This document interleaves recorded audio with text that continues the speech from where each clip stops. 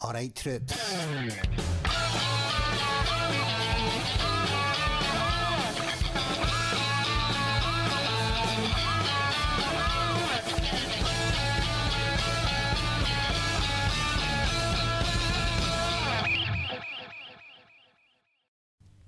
Hello and welcome to That Mental Ginger Show with me, Andrew the Mental Ginger. Because if there's one thing worse than being a ginger, it's being a ginger with mental health issues. Well, my three faithful followers, we've made it. We've made it to the third series of That Mental Ginger Show. I know, I'm as surprised as you.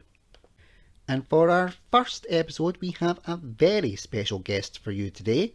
He is an actor, singer, YouTube personality, and reviewer of Thomas the Tank Engine and Friends. His name is Thomas Lawrence. Please give a warm welcome to Thomas on his first introduction to That Mental Ginger Show. Hope you enjoy.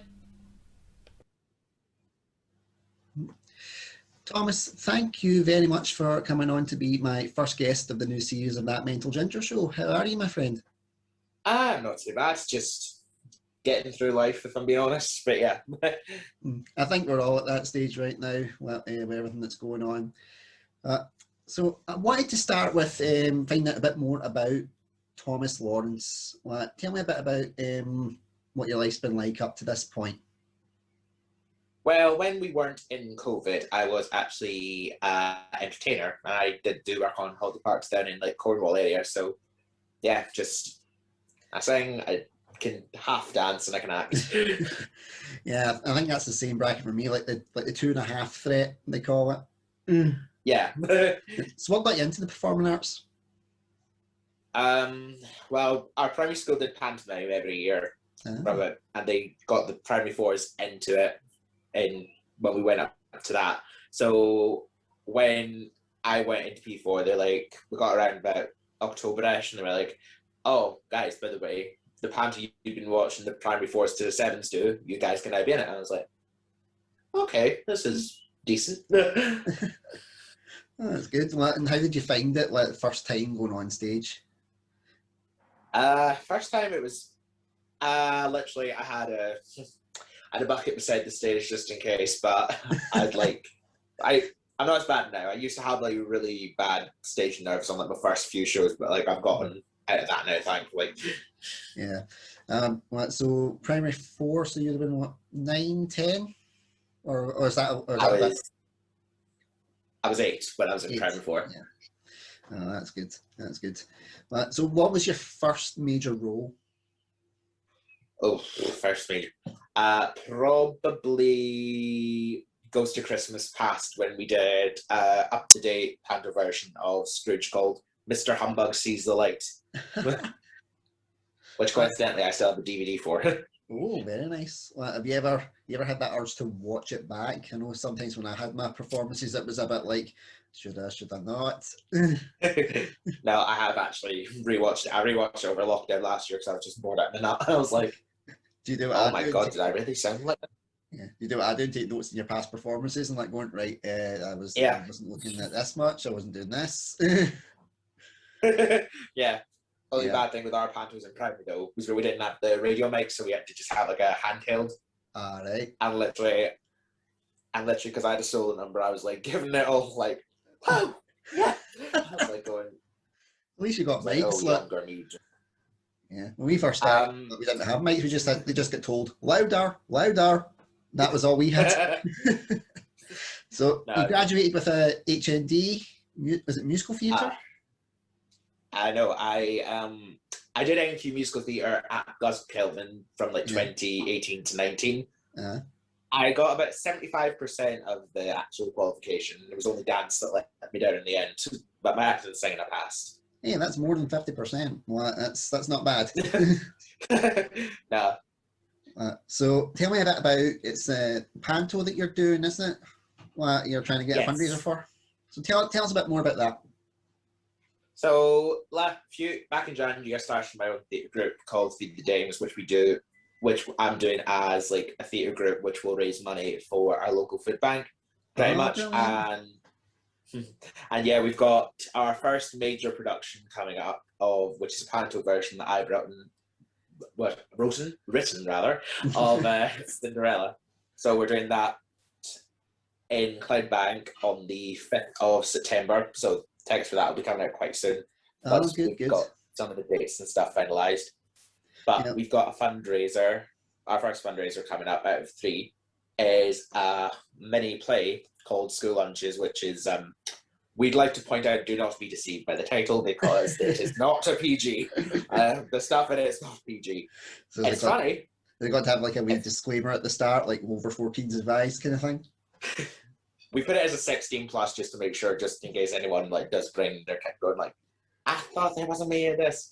But all I can say is like, it's funny, and yeah, just after the year we've had, we all need a bit of a laugh. Yeah, tell me about it. I think that's definitely something that needs to bring a bit of smiles to our faces. But one of the things that's brought the smile to my face has been watching your YouTube channel, and specifically watching your story time with Thomas videos. Now, tell me a bit about what Thomas is. What I am a massive trade dork, although I've been royally schooled since joining the Thomas Friends group. Well, I realised that my knowledge was very minimal. So, what got you into Thomas? All the way back at the very beginning. No, I'm joking. All the way back, like it was about April 2001, and I went to the very, very old shop called Woolworths. You might remember it. Oh, but, yes. I frequented Woolworths many a time. Yes. Me and my mum went shopping one day, and my mum basically, this is what I'm basing off what my mum told me. She was looking to get me into something like to watch on TV, and one of her workmates suggested, "Oh, my two sons enjoy this show called Thomas the Tank Engine and Friends." So when we were in Woolworths, they had just released the complete 5th season on VHS. So my mum got me the massive box set with 2 VHS tapes containing all 26 episodes from that season, which actually cost about £15 back in the day because, yeah, it was a box set. And then basically we came back, and then she like put tape A on, and Cranky Bug starts with the legendary theme song, and then literally the moment that opening sequence starts, I'm just like in front of the TV. Yeah, it seems to have that quality about it. I was a bit younger. My brother, who's older than me, had the videos, so of course they were passed down to the younger child, which was I. And that was I was just hooked on it. So I was a bit earlier to the game. I was series 2 when I first started. So I was born 1987. So I was coming up towards series 3. But Ringo Starr was just the integral part of my childhood at that point. It was like I was just obsessed with his voice. I just thought it was brilliant. So what got you into doing the story times with Thomas? What's in particular? So last year, basically, pure out of lockdown boredom, I thought, because I'd seen a few like instrumental dubbing track versions of some of the episodes, and I thought, why not for a laugh, just give my channel some content. And then I've joined the Thomas group, and everyone's like going, "Oh, can't wait for the 75th anniversary this year." I thought, this is giving me an idea. So I did a season last year called the Anniversary Redubs, and I basically did not every single episode from each season, but like select episodes from each season. And I did that like my timing pattern for uploads like changed a lot over that time. It went from used to be an episode every 2 days to an episode every second other day, and then to an episode every day because I was like, right, I want to get this done by we get to New Year. So I did season 1 up to 11, and the 3 specials obviously containing that. So I did Thomas and Magic Railroad, Calling All Engines, and Great Discovery, along with season 1 to 11, pretty much. Oh, brilliant! But I say season 1 to 11. I did the last 3 episodes of season 1 and then season 2 onwards. Oh, good. Because one of the things I like about, well, especially watching yours, is that gives me that old school Thomas feel where you've got the narrator and like also doing the accents to go with it. How do you find like switching between like doing your narrator voice to doing like your accent, for example, for Toby or Duck? Because I was watching like your series 2 finale just before it came on. how did you find like doing that? Because there's a lot of work that goes into like dubbing and re-recording, and that a lot of people don't really know about unless you're in that side, which we are. Yeah. Basically, because obviously I grew up with these stories, so like I remember how Michael and Ringo did the voices, and I felt like, and then I took some ideas from obviously the guys who do the CGI voices as well. Mm-hmm. So when it came to doing like, I'm just gonna fix that, like season 2 and to 4 maybe, like when we had the most characters, like had the voices more. Mm. Yeah, it was just like I just found it easier. It's just like if you're an actor, just do what you can do, pretty much. Yeah, definitely. So tell me a bit about like the process of creating them, because that's something the behind the scenes part's always fascinating me, like of how you manage to, like, when you do it quite succinctly, is getting the voices just right to tie in with the video and then the sound to go with it as well. Tell me about your creative process, so to speak. So the way I create the episodes is basically like I've nothing fancy. I use iMovie to make these pretty much. So I download it. Michael Donald rather actually uploaded like the video of just like the original title sequence back last in April. So I re-downloaded that pretty much for any future redubs. But what I used to do is I would download like a blank version of the opening theme, and then where basically it was just like left the sort of episode bit blank along with the narrator. And iMovie, thankfully, in I think it was like October last year, actually added different fonts for the writing.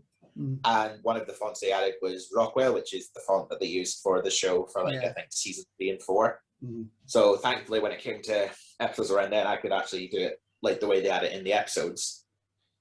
But I would do iMovie, get the opening sequence edited. Episode wise, I would get the actual episode, mute the original footage, but obviously leave like the actual video itself. I then would add in the audio track, which is just like a blank instrumental, and then I would try and see if I could make sure every sound effect or cue that was played was like playing the exact spot. Because I think my earlier redubs, like I have noticed watching them back again, like some of them there might be like a crash in one of them, and then like the sound effects slightly delayed. So yeah, so basically, I have to now make sure it's that been good watching fixed. your videos kind of as you've progressed, like throughout, like those wee tweaks. Like, I know for you'll be like, oh my god, what, that didn't sync up with that crash or whatever, but you've perfected them as well as you've went on. And then I recently watched your series 5, Yes. one, and that had different voice actors, I believe. Yes, I did that with a full voice cast. Now that was absolutely fascinating, like for me to listen to and watch. Obviously, like, how did you find coordinating that? What did you do to get the actors involved, and how did you liaise with getting their voice clips and adding them to these tracks? So what I basically did was I put a cast call on the Thomas and Friends page, and a few of my previous actors who did obviously the specials with me last year, because I did Calling All Engines, Thomas and the Magic Bird and the Great Discovery, but I did them as if it was like a movie instead of just as a TV narration special, because I didn't want to just have that out. Though, I mean, to hear if this was actually like done as if it was a movie. Yeah. So I got most of my old cast back. I had a few new faces. Like, for example, I got 2 YouTubers involved in that, like Thomas Fan 261 as well, played, who is Sean Hickman, and he does like Thomas reviews as well, but he has done redubs before. And Piece of Jakey as well, who did majority of the voices as well, because like what I liked about him as well, and Sean, because Sean was Percy, but I was going to really add, but like with season 5, I did my research, and basically there was the character sale toys were doing well, but the only 2 characters that weren't selling that well in that season for season 5 was Thomas and Percy merchandise. So hence why they had the majority of episodes in season 5, because they were trying to push sales of their figures pretty much. Yeah. But no, I tried not to take too many of the voices for that redub, because it was because I like think as well I'm very pernickety and perfectionist, which I try not to be, but it's just like I want these to sound amazing. It's in a performer's nature though that we nitpick everything, like because we do want perfection, we want it just right. Mm-hmm. And well, your reviews as well. You've done 2 reviews of obviously series 1 and 2 of Thomas the Tank Engine, Yeah. and Oh, I 10 think episodes, yeah. yeah, I think they've been really good. I've enjoyed your top tens. Like I've enjoyed your rationales behind them. Like they've been very thorough, very well thought out. Well, I'm surprised there isn't any more. Are you planning on doing any more?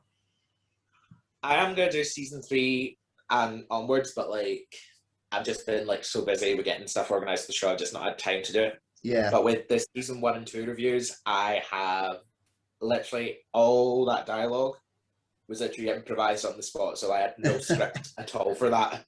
Yeah, I know. So when I did my very first 2 Tom's reviews, like my top tens, like the best engines and the worst engines, they were totally off the cuff. And after that, I thought, no, I'm going to try and script this out a little bit, because I think a bit too much of it shone through. I wanted to make sure that my thoughts were, crystallized and rational, try and cover as many bases as I can. And so tell me about your upcoming projects. I know there's one that I don't know if we're allowed to spoiler alert. What the collaboration that you and I, maybe some others have been doing. Am I allowed to talk about that, or should I keep it hush hush? Yes, we can talk about that one. Right. So tell us a bit more about it then. So the Your Favorite Story collection obviously was in a video back in like 1995 because it was out around by the time season 4 had just finished. Yeah. And basically, obviously, you got all the kids like to sort of do like an introduction video and like to say what their favorite story was. Mm-hmm. I kind of wanted to do that, but like do it sort of as an updated version for like the fans of like our age almost. Yeah. Like, because obviously, thankfully, the Thomas page is great for that because you've got so many peeps who are like, oh, I want to do redubs and stuff like that. Mm-hmm. And like, I thought, yeah, just do that. Yeah. The video is basically currently containing mainly episodes from season 1 to 5, but yeah, in fairness, they were the best seasons. Yeah. And they don't call them the classics for nothing, do they? Yeah. So, how many voice actors have you got? Obviously, excluding like ourselves. I'm just trying to think now. I think I've got 7 or 8 in the group, maybe. Yeah. How many recordings have you had back? I've had probably about 4 out of the 8, so I'm still waiting on a few people to do theirs. Yeah. But otherwise, now we're pretty much good to go. Yeah. So, what's been your thoughts like listening to the voiceovers and obviously like the wee intros at the start when people talk about like why they like the episodes or why they like Thomas? Has it been quite illuminating for you? But has it brought maybe more things into kind of perspective with your own love of Thomas? I think I just like with this VHS, it's people are actually not going with like the overall favorites from the season, because like when I did the season 1 and 2 reviews, I did get a few messages back from people going like, why for season 1? I was like, why didn't you pick the Fine Keeper as number 1? Or for season 2, why was Edward's exploit not number 1? I'm like, they are good stories, but they're not the best stories. Yeah, but the whole point is that it's subjective. That's why I felt I had to put the disclaimer in mine from when I started doing them more officially, saying, yes, your list will be different from mine. That's what makes it so unique. Just please don't send me any more death threats. Yeah. I think because I've recorded the season 3 review, but I'm just gonna be kind of worried about what people will think of what my number 1 choice is. Yeah. But yeah. Yeah, but it is one of the things that makes it really unique to watch, because nobody has like a set 10 to 1 that everybody follows on a best or worst list. They maybe have the same episodes, but they're never usually like in the same order, but they're sprinkled thereabouts. But one thing I noticed kind of from the tail end of the classic era, it's going forward, because I've just finished series 11, is that those episodes start to kind of fluctuate, and I think that's just because of the general style and how people remember them and all that kind of stuff. I mean, I'm watching these as a fully grown almost 34-year-old male, watching it with my twin 3-year-old boys. So sometimes I gauge their reaction from it to go, if they like it and that's the target audience, then maybe I'm missing something here, kind of thing. But yeah, you get a lot of surprises from people's lists as well, and go, I want to hear the rationale. And you've watched a couple of my Thomas reviews, I assume. Yes, I've watched just trying to think which ones I haven't watched. I think I've watched your best and worst of season 1, 3, and 5. But literally, your season 5, because obviously that's my like all-time favorite season. I'm just going when you're doing your worst list. I was going, oh, right here. Yeah, definitely. And it's because I watched it late to the game. When I was in my 20s when I finally re-embraced my love of Thomas, because around that time when you're a teenager, as you know, like sometimes you can get ridiculed for like the littlest things. And I'm ginger and left-handed. I liked acting, and I'm Protestant, support Celtic. So there was no way I was getting out alive if I said, and I'm also a Thomas fan. Yeah, I think you should have just watched it and just been like, when you had the guys coming around, just go like, quick, like, hi.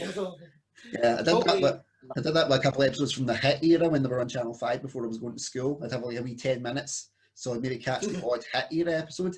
My mum would come downstairs, what are you doing? I'm watching Transformers. Well, that's slightly less embarrassing in my eyes at the time. But have you felt that joining like the Thomas like fan community has made you feel less alone? I know definitely in my case, like I always felt like it was a taboo kind of hobby. Like people, that's from people who's like collected Lego Star Wars were saying, you like Thomas? Well, and I'm like, hold on a minute. So do you find that how do you find the Thomas group as a fellow fan? I personally love it, if I'm being really honest. It's like, it's nice to be able to like share opinions with people who are not gonna just basically take the piss out of you for saying like, oh, by the way, I might be 20, but I still enjoy Thomas the Tank Engine. Yeah. It's one of the things that I really like about it is that, especially in the movie that's coming up, The Unlikely Fandom, it really is an unlikely fandom because no matter how old you are, there's always that party that just wants to see Thomas and feel that safe kind of security blanket, so to speak. The only thing I will say is as well, and like, because obviously, do you remember when the Magic Railroad parody came out like about mid-ish last year? Yeah, I remember. When that came out, I was quite excited for it because obviously parody, obviously you think, oh my god, this is gonna be hilarious, but yeah, I found it slightly more insulting than funny because I enjoyed the original Thomas and the Magic Railroad when that came out in 2000. Obviously, I wouldn't have seen it in cinema because I was only like 0 years old. But yeah, when I eventually got around to watching it, I thought, this is actually good. Obviously, now looking back on it, the story has about 500 million plot holes, but like, I still think they could have maybe been a bit more, I don't want to say delicate with the humor in the film, but just a bit more like nicer about it, if I'm being honest. Yeah, there can be a fine line between parody and just ripping it. So when you watched Thomas and the Magic Railroad, did you know about Shining Time Station and like the US versions? Because when I was growing up, we barely knew what the internet was. So finding out but Shining Time Station and all this stuff in the Thomas and the Magic Railroad movie when I first watched it, I was about 12, 13. I was very, very confused because I didn't know about Shining Time Station or Mr. Conductor or all those type of things. And it's always felt like a wee kind of like a part of my fandom has been missing because of that. I never actually did watch Shining Time until like maybe 3 years ago for the first time, and then I was like, oh, okay, it was an actual series. And I didn't genuinely realize that. But apparently they said if Thomas and the Magic Railroad had worked, they would have rebooted Shining Time for like 2000. Yeah. And then got Al Baldwin obviously to be Mr. Conductor again when they did season 6. Yeah. But I still think. No, continue. I know, sorry. I know. I still think, though, apparently as well, this might be completely wrong, but I was digging into the web as well. But apparently, because obviously Thomas was now coming out every couple of years by this point, but it actually did have season 6 already, like sort of half filmed before Hit took over. Yeah. So there was originally there's a completely different version of season 6 than what we actually got. And that's the what could have been, isn't it? But there has been photos leaked over the year, and I did find one about mid-ish last year, and it was like, so do you remember Scaredy Engines, pretty much? Yes, I remember. that storyline was completely different, and it was a different title as well. Ooh. And I can kind of see why they maybe didn't release it, because Diesel 10 was going to be in it, but it was Oh. a scarier storyline, and I was like, okay, if that's about when I was 2, I probably wouldn't have slept. We talking like Series 5 Stepney Gets Lost kind of scary? Stephanie gets lost plus Duncan gets spooked. Scary. Oh. So I was That like, could have been very interesting. That's why I I've said, enjoyed it, yeah. Well, but I wish definitely they made enjoyed it. it. But you could tell like when it went from Series 5 to Series 6 that something had happened. Well, and Oh yeah. it made me wonder like if Magic Railroad had been more of a commercial success, what would Brett have still been able to get our rights and keep the rights to the show, and what we maybe would have had the bigger budgets for the David Mitton-esque style that we were accustomed to at that point in the classic era. But hindsight is a wonderful thing. But if you had the chance to kind of go back, and with the knowledge that we've got of Thomas and now, go back to Britt Allcourt, David Mitton, Mike Junior Campbell, or Mike O'Donnell, and give them some pointers as to what to do, what would you say that you would do? Me and my pal Lewis were actually talking about this. Basically, we said if ever we got access to the TARDIS from Doctor Who, we'd go back to about 1998, which I think was around about the time when Brett actually did start saying, like, right, I'm going to over to America to pitch Thomas and the Magic Railroad. Mm-hmm. We just run in before she lets go. No!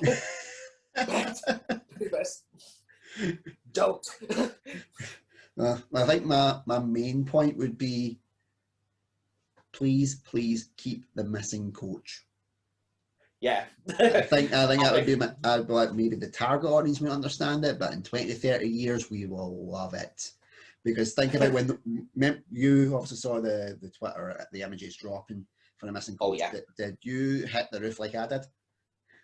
Oh my god, yeah. Like I actually even, because obviously a few peeps have remade that. I was actually, and I was this actually close because I was doing my season 2, like a complete season 2 redub, because during my anniversary dubs, I also like threw in the complete series whatever at that time. So once I finished the season, I would do the complete to also include the episodes I never did. And I was this tempted to throw in the missing coach between Better Late Than Never and Breakvan.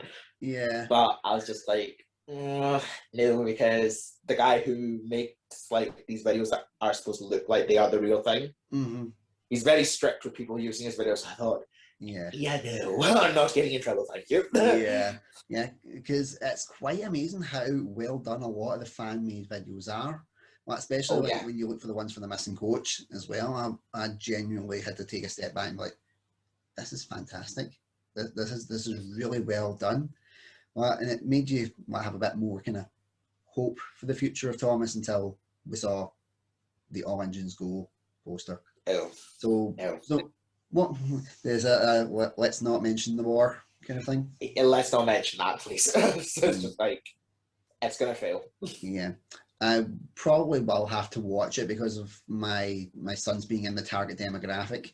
I will try and zone out. I'm trying to educate them as best I can. They've watched the classic series. I bought them the Brenner era. That's how I actually started to get more to grips with Muller Thomas again, like with the Brenner era. Yeah. Especially because that felt like the classic era again. Yeah, definitely.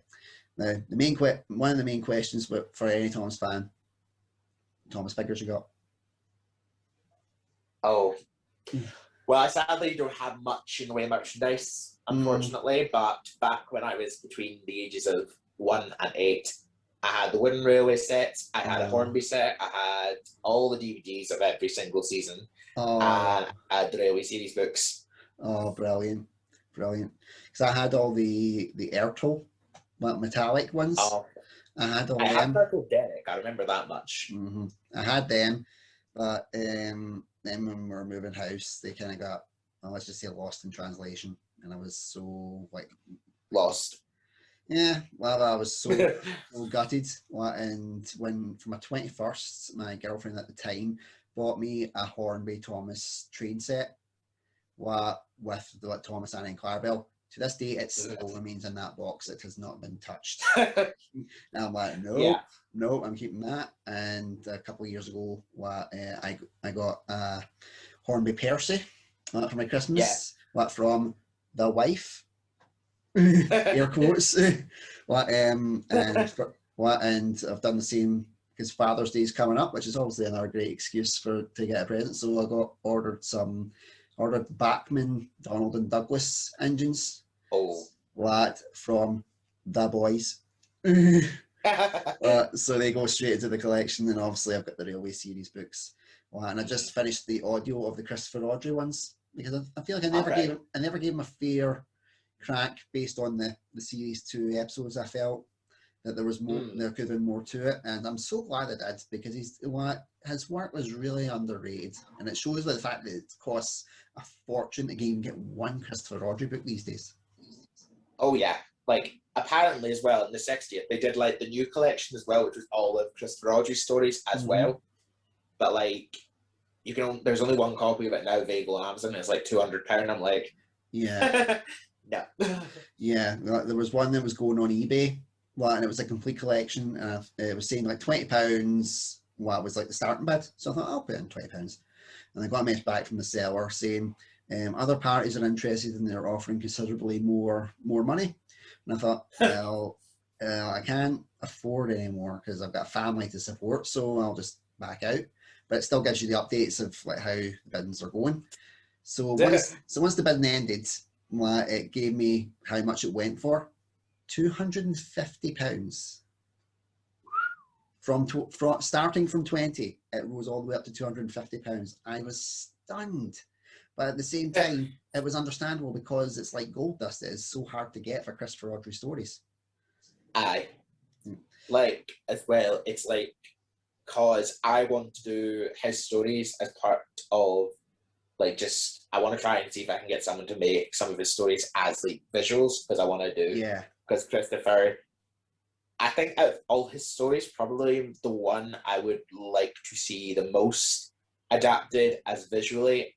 Obviously, they've been done online as well, but like as the actual ones would be Triple Header, if I'm being honest. Yeah, I've seen a couple of adaptations, Triple Header, and they are really good.